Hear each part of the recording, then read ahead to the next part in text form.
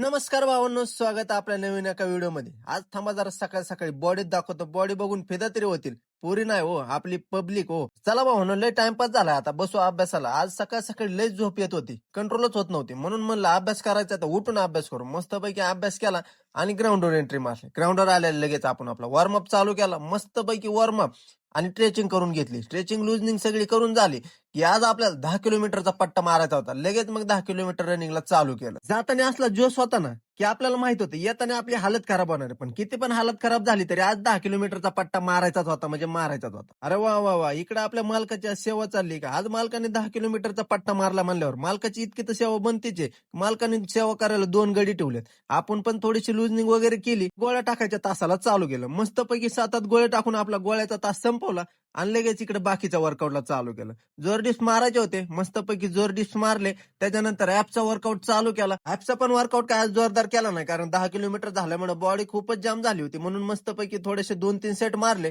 आणि बाकीच्या लुजनिंगला बसलो. मस्तपैकी स्ट्रेचिंग आणि लुजनिंग करून घेतली. घरी आलो फ्रेश वगैरे झालो, आपला डाएट खाल्ला आणि सरळ लायब्ररीला निघालो. पण जेवढा वर्कआउट करतो तेवढाच आपल्या बॉडीला आराम पण गरजेचा आहे. म्हणून मस्तपैकी 1-1.5 तास आराम केला आणि मग लॅबला निघालो. आजच्या दिवसाला देऊ इथंच विराम. भेटू उद्याच्या नवीन ब्लॉग मध्ये. तोपर्यंत आपल्या आयडियाला फॉलो करून ठेवा.